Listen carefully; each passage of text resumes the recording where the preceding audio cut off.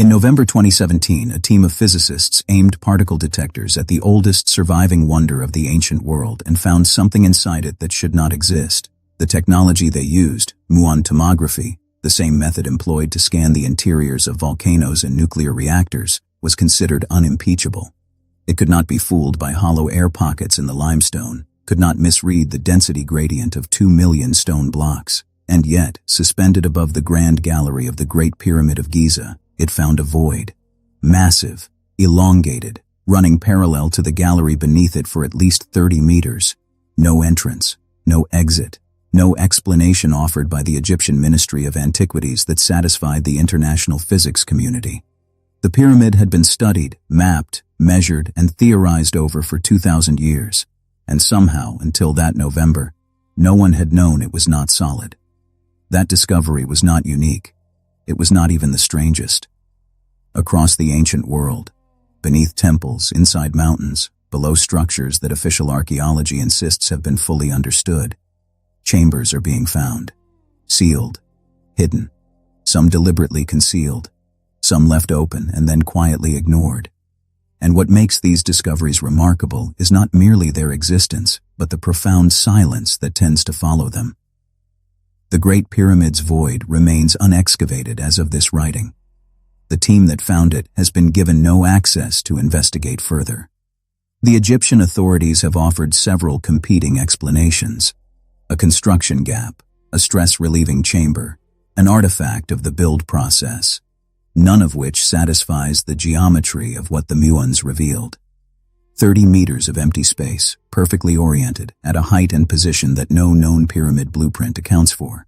Egyptologist Mark Lehner, arguably the foremost authority on Giza's construction, stated publicly that the void was not surprising and probably a construction feature. He offered no evidence for either claim. What remains genuinely unresolved is not whether the void exists. The physics confirmed that beyond serious dispute. But why, after 2,000 years of obsessive study, the most examined structure in human history still contains rooms we cannot explain and, apparently, are not permitted to open? Roughly 10,000 kilometers southwest of Giza, built into the Andean highlands of Peru, at an elevation that makes breathing difficult and engineering triumphs nearly impossible, the ceremonial complex of Chavin de Huantar presents a similar problem. The structure visible above ground, the stone platform temples, the sunken circular plaza, is impressive by any measure. What lies beneath it is staggering. A network of interior galleries, ventilation shafts, drainage channels, and interlocking stone corridors runs through the entire complex, engineered with a precision that modern archaeologists acknowledge they do not fully understand. Sound behaves abnormally inside the galleries. Acoustic researchers from Stanford documented that certain chambers produce sound distortion effects that could only have been deliberate. Effects that would have made rituals conducted inside them genuinely disorienting, even hallucinatory. But several sections of the tunnel network remain sealed. The Peruvian Ministry of Culture cites structural preservation as the reason for restricted access. Whether that explanation is practical or protective depends entirely on who you ask. On the southwestern tip of the Indian subcontinent, in the city of Thiruvananthapuram, the Padmanabhaswamy temple has stood for at least 1,000 years atop a secret that even its own priests had stopped fully accounting for. In 2011, following a Supreme Court of India order, an inventory committee opened 5 of the 6 underground vaults for the first time in recorded memory. What they found inside vaults A through E collapsed the vocabulary of the appraisers assigned to document it. Gold statues encrusted with diamonds, ceremonial crowns, sacks of loose gemstones, antique coins spanning multiple empires and centuries. The total estimated value exceeded $1 trillion, making it the largest treasure discovery in recorded human history. Then the committee reached Vault B. The door bears no conventional lock. Instead, 2 enormous cobra figures are carved into its surface, and according to temple tradition, it can only be opened by a sadhu, a Hindu holy man, who knows the correct sonic incantation to neutralize the serpent's protection. Every mechanical attempt to open it has, according to the committee's own records, been preceded by inexplicable equipment failure. As of today, Vault B remains sealed. No government body has successfully opened it. The Supreme Court ordered it opened. It has not been opened. and official India has grown remarkably quiet on the subject. Long before any of these modern discoveries, ancient writers described something beneath the Egyptian desert that made even the pyramids seem straightforward.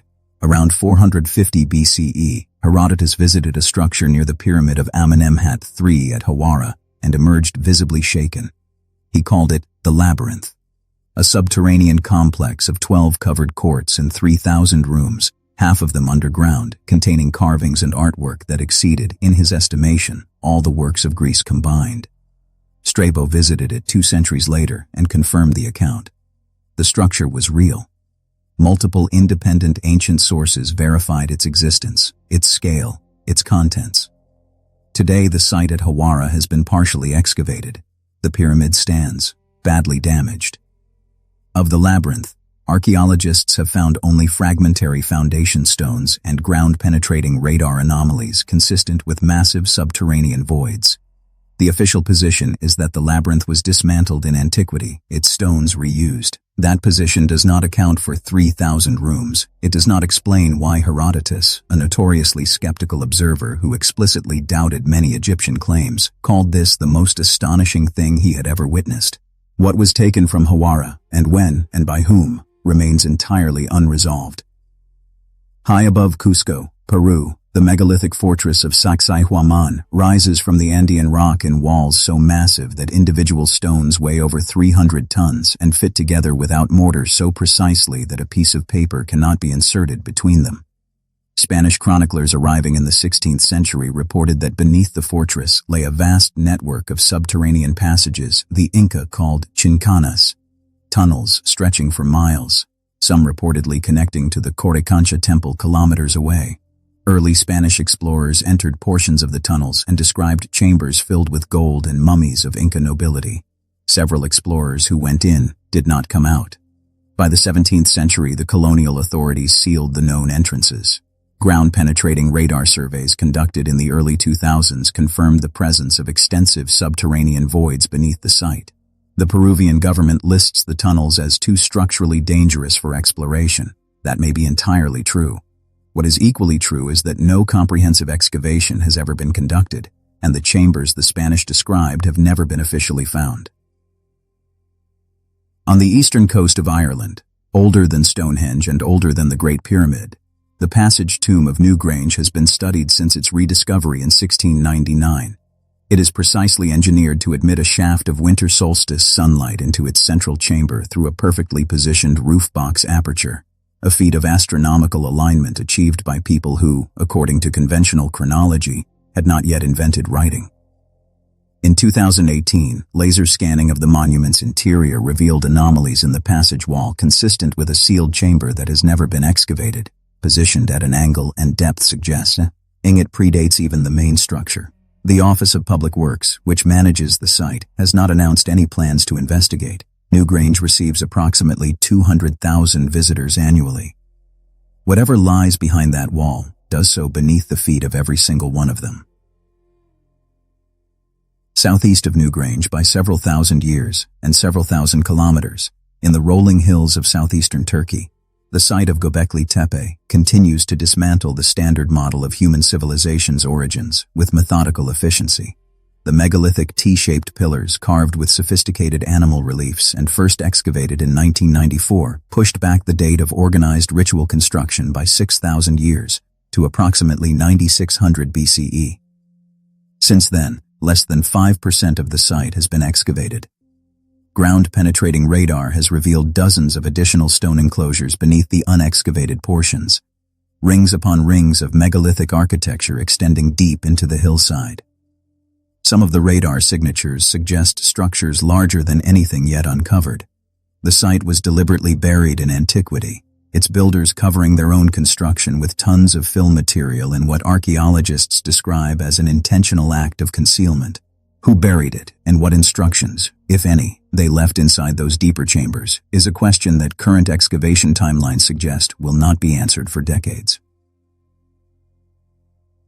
In Egypt's Valley of the Kings, the tomb designated KV62 has been studied more intensively than any burial site in history since Howard Carter opened it in 1922. In 2015, British Egyptologist Nicholas Reeves published a detailed analysis of high-resolution scans of the tomb's walls, identifying what he described as the clear outlines of two sealed doorways, one on the north wall, one on the west, plastered over and painted to match the surrounding decoration. His hypothesis, supported by radar data from a Japanese team, was that the tomb of Nefertiti lies directly behind Tutankhamun's burial chamber. Egypt's then Antiquities Minister initially called the evidence definitive and announced excavation plans. Then a second radar team was commissioned. Their results were described as inconclusive. A third team was brought in. Their access was restricted. Reeves has been largely shut out of subsequent investigations. The scans that originally sparked global excitement have not been retested with the full transparency the scientific community requested. The walls of KV-62 remain unbroken. Egypt has not explained why. Northwest of Luxor, where the Nile bends near the ancient city of Abydos, a structure sits that confounds every archaeological framework applied to it. The Osiraion, a massive granite building attributed to Pharaoh Seti I, circa 1290 BCE, sits so far below the surrounding ground level that it must be actively pumped free of groundwater to be visited. Its construction style is unlike anything else from the New Kingdom period it supposedly belongs to. The enormous granite blocks, some weighing hundreds of tons, are fitted in a style geologists and engineers associate with pre-dynasty, or proto-dynastic Egypt, a construction tradition that, if accurately dated, would place the Osiraion's original construction not in 1290 BCE, but potentially thousands of years earlier. Egyptologist E.A. Wallace Budge noted in 1914 that the structure appeared to predate Seti I's temple above it by an enormous margin. That observation was not incorporated into mainstream chronology. Ground surveys have indicated sealed subterranean sections beneath the already subterranean structure. Those sections have never been opened. The water that perpetually fills them is perhaps the most effective preservation system imaginable, whether or not that was the intention. At Ellora, in Maharashtra, India, the Kailasa temple was carved from a single basaltic cliff face beginning, according to official records, around 757 CE under the patronage of the Rashtrakuta king Dantadurga. To create it, an estimated 400,000 tons of rock were removed from the mountain, carved downward, not assembled upward, in a construction sequence that modern engineers studying the site describe as logistically implausible within the time frame attributed to it. In 2018 and 2019, ground-penetrating radar surveys of the surrounding rock platform revealed sealed chambers beneath the temple's foundations, voids consistent with deliberate construction rather than natural geology. The Archaeological Survey of India, which administers the UNESCO-protected site, has not permitted excavation of these chambers. No public timeline for investigation has been announced. Visitors to Kailasa, and there are millions of them, walk above those voids on carved stone floors every single day, photographing a temple whose builders may have left something beneath it that no one alive has yet been permitted to find. These 10 discoveries share a thread that runs beneath the surface of official explanation like a subterranean current. In each case, the anomaly is confirmed by particle physics, by radar, by laser scanning, by the testimony of ancient writers. In each case, the finding is acknowledged, briefly, and then quietly moved into a category of pending investigation that never seems to resolve into actual access. Mainstream archaeology does not deny these chambers exist. It simply declines, with remarkable consistency, to open them. The explanations offered, structural risk, budget constraints, preservation concerns, political sensitivity, may all be entirely legitimate. But the pattern they form, across 6 continents and 12,000 years of human history, is difficult to dismiss as bureaucratic coincidence. What the ancients built, they sometimes chose to hide. What we have found, we sometimes choose not to look at. Perhaps what truly defies explanation is not the engineering, not the concealed geometry, not even the sealed doors with no handles. Perhaps what defies explanation is our apparent willingness, in era after era, to stand at the threshold of something genuinely unknown and decide collectively that now is not the right time to open it.